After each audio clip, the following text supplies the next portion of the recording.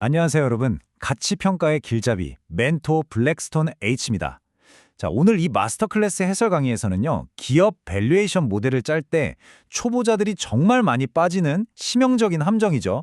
바로 세금 효과, 텍스 이펙스의 비밀을 완전히 파헤쳐 보겠습니다.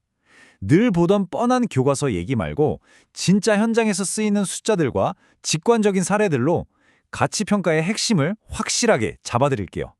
바로 들어갈까요? 오늘 다룰 핵심 로드맵 짧게 짚고 넘어가죠. 세금 효과가 왜 함정인지부터 시작해서 실효세율과 한계세율의 차이, 순영업 손실이라는 타임머신의 효과, 그리고 마지막으로 R&D 세금 혜택의 직시 현상까지 쫙 훑어보겠습니다. 첫 번째 섹션입니다. 세금 효과가 대체 왜 밸류에이션의 숨은 함정일까요? 여기서 정말 중요한 핵심 포인트가 하나 나옵니다. 우리가 어떤 자산의 진짜 가치를 평가하려면요, 부채 갚고 미래를 위해 재투자하고, 그리고 나서 가장 마지막에 세금까지 전부 다 내고 난 뒤에 내 주머니에 떨어지는 돈, 즉 애프터 텍스, 세후 현금 흐름을 봐야 한다는 겁니다. 세금 떼기 전에 이익이요? 그건 그냥 환상에 불과하죠. 그렇다면 여기서 필연적으로 아주 중요한 논쟁거리가 하나 생깁니다. 도대체 어떤 세율을 적용해야 하느냐는 거죠. 두 번째 섹션입니다. 이게 참 재밌는 부분인데요. 우리가 흔히 재무제표에서 보는 실효세율, 그러니까 effective tax rate하고 실제 세법이 때리는 한계세율, marginal tax rate는 완전히 다른 개념입니다. 실효세율은 그냥 장부상의 과거 기록일 뿐이고요. 반면에 한계세율은 기업이 앞으로 추가로 1달러를 더 벌었을 때 국세청이 무자비하게 떼어갈 진짜 법정세율을 말하는 거거든요. 감을 좀 잡아드리면 기업들의 실효세율은 온갖 세액공제 혜택이나 이연법인세 때문에 매년 널뛰기를 하지만요, 전 세계적으로 흑자 내는 기업들이 직면하는 평균적인 한계세율은 딱 25% 수준에 단단하게 머물러 있습니다. 자, 여기서 여러분께 질문 하나 드릴게요. 만약 여러분이 평가하는 회사가 10년, 20년이 아니라 영원히 존재한다고 가정해보죠. 우리의 장기 모델, 그러니까 연구가치인 터미널 밸류를 계산할 때 이 두 가지 세율 중에 어느 쪽에 베팅하는 게 제일 안전할까요? 한번 생각해 보세요. 여기서 절대 잊어선 안 돼 가치평가의 황금률이 나옵니다. 연구가치를 계산할 때는요, 무조건 예외 없이 한계세율을 쓰셔야 합니다. 정부가 주는 달콤한 세액공제 혜택이 영원히 갈 리가 없잖아요.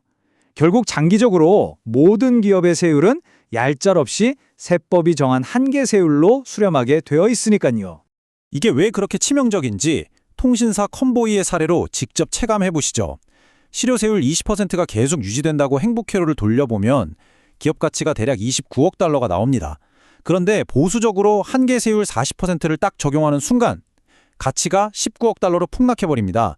단지 세율 가정 하나 바꿨을 뿐인데 10억 달러, 우리 돈으로 1조 원이 훌쩍 넘는 가치가 허공으로 증발해버린 거예요. 장난 아니죠? 그런데 말이죠. 만약 어떤 회사가 수년 동안 계속 피 같은 적자만 내다가 드디어 흑자 전환을 했다면 어떻게 될까요? 세 번째 섹션, 과거 적자가 만드는 타임머신의 마법입니다. 이럴 때 구원투수처럼 등장하는 게 거로 순영업 손실, NOL입니다. NOL은 말 그대로 금융계의 타임머신이에요. 과거의 뼈아픈 적자 기록을 미래로 싹 끌고 와서 앞으로 벌어들일 어마어마한 수익에 날아올 세금 폭탄을 막아주는 완벽한 세금 방패 역할을 해주거든요. 이걸 진짜 기가 막히게 보여주는 사례가 2011년 무렵의 테슬라입니다. 테슬라가 초기 5년 동안 어마어마한 적자를 냈잖아요. 근데 이 적자가 전부 NOL로 차곡차곡 쌓인 겁니다. 덕분에 나중에 흑자로 돌아서고 나서도 무려 수년 동안 세율 0%의 혜택을 톡톡히 누렸죠. 그러다 정확히 9년 차에 NOL 방패가 다 깨지면서 세율이 31.4%로 확 튀어오르고 10년 차가 돼서야 비로소 한계세율 40%로 온전히 내게 됩니다. 초기의 0% 구간에서 아낀 엄청난 현금 흐름이 테슬라의 초기 밸류에이션을 미친 듯이 끌어올렸던 원동력이었던 거죠. 자, 이제 네 번째 주제입니다. 회계 기준 때문에 생기는 거대한 착시 현상, 바로 연구개발비, R&D에 숨겨진 세금 혜택을 찾아보겠습니다. 우리가 가치평가를 할 때 R&D를 단순한 비용이 아니라 미래를 위한 자산으로 처리, 즉 자본화하게 되면 제일 먼저 해야 할 일이 있습니다. 바로 회계상 영업이익에 올해 쓴 R&D 비용은 다시 엎어주고 과거 R&D 자산의 상각비를 빼서 조정 영업이익을 깔끔하게 다시 세팅하는 거죠. 이 공식 그대로요. 근데 여기서 아주 골 때리는 문제가 하나 생겨요. 우리는 방금 R&D를 자산으로 봐서 이익을 펌핑해놨잖아요. 근데 국세청은 여전히 R&D를 그냥 100% 비용으로 쳐서 세금을 깎아준단 말이죠. 회계장부랑 세무장부가 완전히 따로 노는 겁니다. 그래서 기업이 이 불일치 덕에 몰래 챙긴 추가 세금 혜택을 우리가 직접 수동으로 계산해서 얹어줘야 합니다. 글로벌 제약사 암젠의 2023년 케이스를 한번 가져와 봤습니다. 암젠이 그해 R&D로 47억 8천만 달러쯤 썼는데 과거 상각비는 41억 달러 수준이었어요. 당장 쓴 돈이 옛날 상각비보다 훨씬 크죠? 이걸 세율 25%로 때려보면 우리가 회계 장부만 보고 평가한 것보다 무려 1억 7천만 달러라는 쏠쏠한 숨겨진 세금 혜택, 현금 흐름이 떡하니 추가로 존재하고 있었다는 겁니다.